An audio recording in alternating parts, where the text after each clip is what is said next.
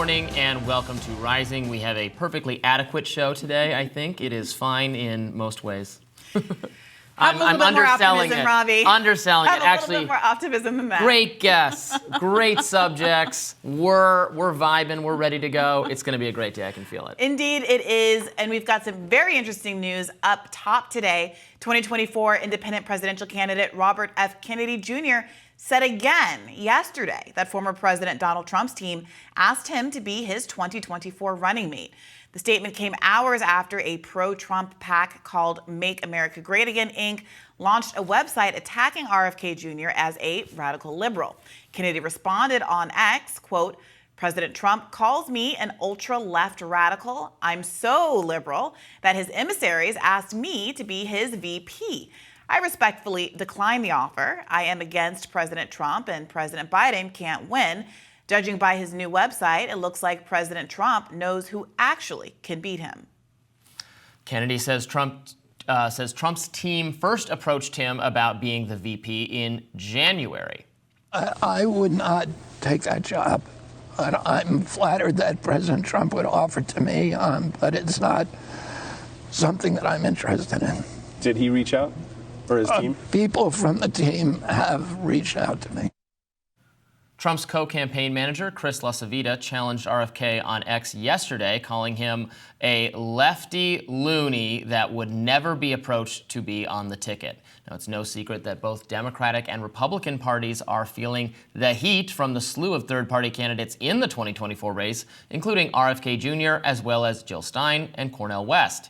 A new piece in Mother Jones makes the case that none of these candidates stand a chance in becoming president, but could play a key role in bringing Donald Trump back to the Oval Office. But while liberal outlets like Mother Jones are making the case against third-party candidates, it seems like the Trump campaign may be aiming to exploit them just a little bit, not by just allegedly floating RFK Jr. as a VP pick, but by exploiting leftist frustration with Joe Biden's energy policy. Now get this, leftists are accurately pointing out that domestic oil production is higher than ever, and they're complaining about the environmental impact. Now, Steve Bannon was quoted as saying, "Stein is furious about the oil drilling. The college kids are furious about it. The more exposure these get, the better it is for us." But at the same time, as MAGA World is aware of Biden's record energy production numbers and attempting to exploit them, Trump is claiming that Biden has killed America's energy independence and has waged a war on American energy.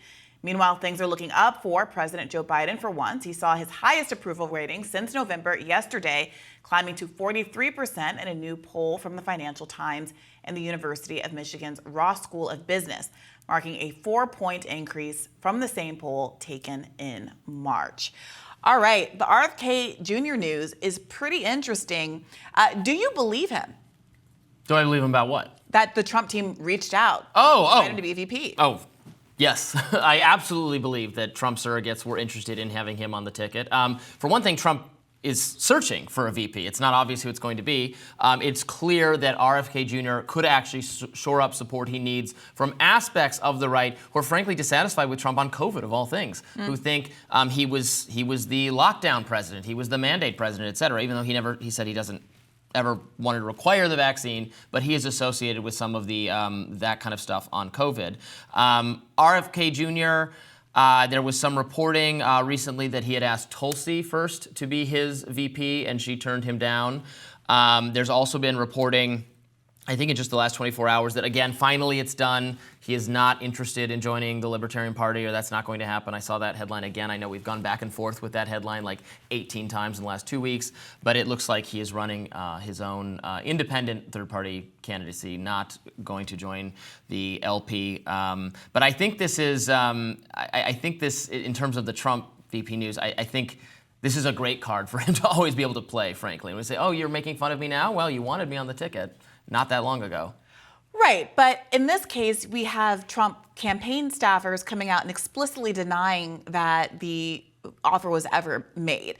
So either RFK Jr. is lying or the Trump team is fully fabricating, perhaps embarrassed that they've been exposed as reaching out to someone who was running as a Democrat just a few months ago to join the Republican ticket. Yeah, I I think that is the case. And obviously, we'll never know unless there's some email somewhere. That would be great if there was to forward, oh, here's where we asked, here's where we put it in writing that we wanted RFK Jr. on the ticket. Probably that was a meeting, that was a phone call, a conversation that was not recorded. If it's otherwise, that would be interesting. So we'll never know for sure.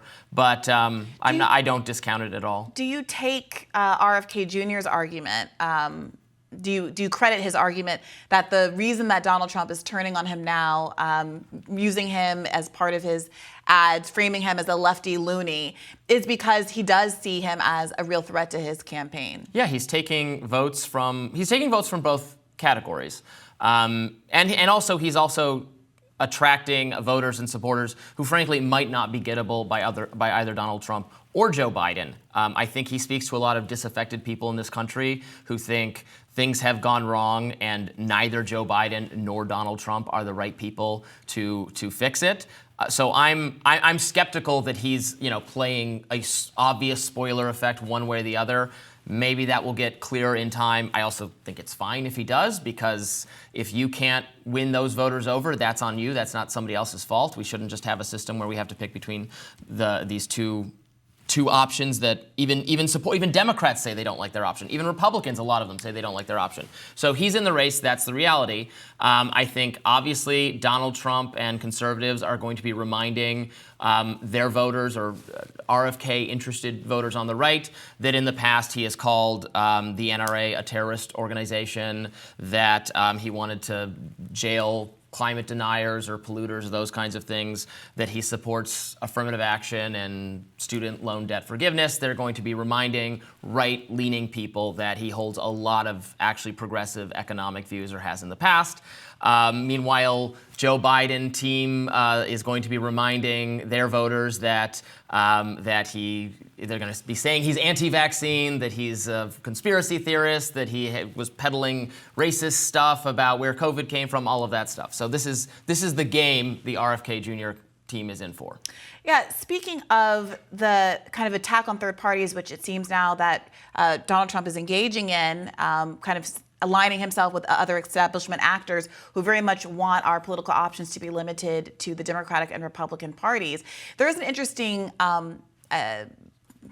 game, if you will, that's being played by folks in Trump camp like Steve Bannon, who are saying, I know very well that Joe Biden's energy production is at record highs. Barack Obama bragged about making America the world's biggest energy exporter.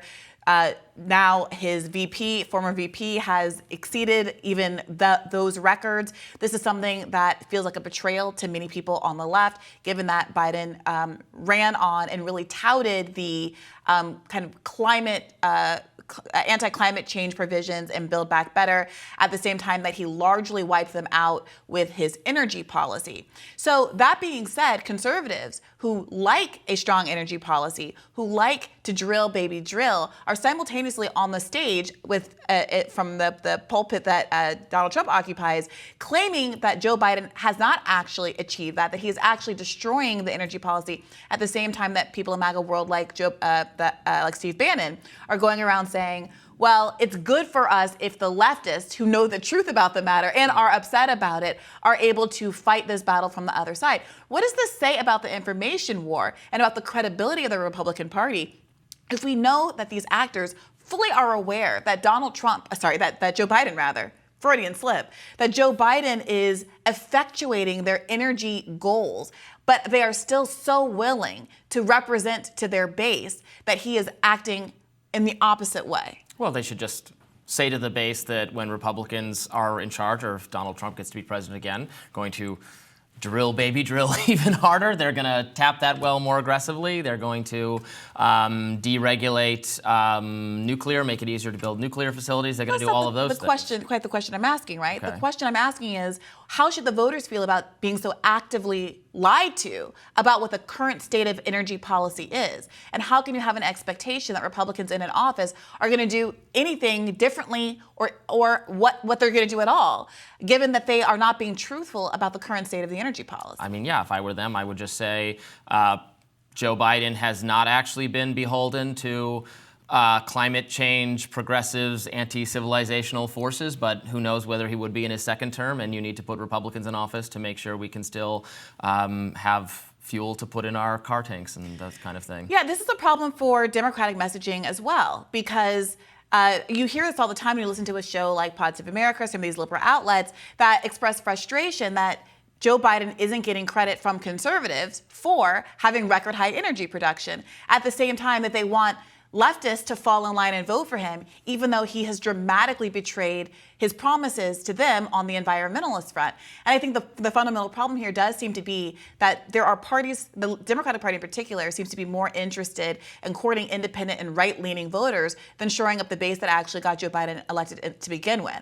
And that is an issue not just with respect to energy, but in a lot of other sectors where they're leaning into the immigration discussion, they're leaning into the tough on crime discussion, and they've really forgotten that the Democratic Party used to offer positive, affirmative, popular policies on issues like labor and the environment and education and affordability questions. So have they gotten themselves into a situation where they can't truthfully and clearly message because they're so worried about who in America might not be sympathetic to any given message? I mean, I don't know. The race is tightening a little bit. Biden's his numbers versus Trump in the swing states have gotten a little bit closer.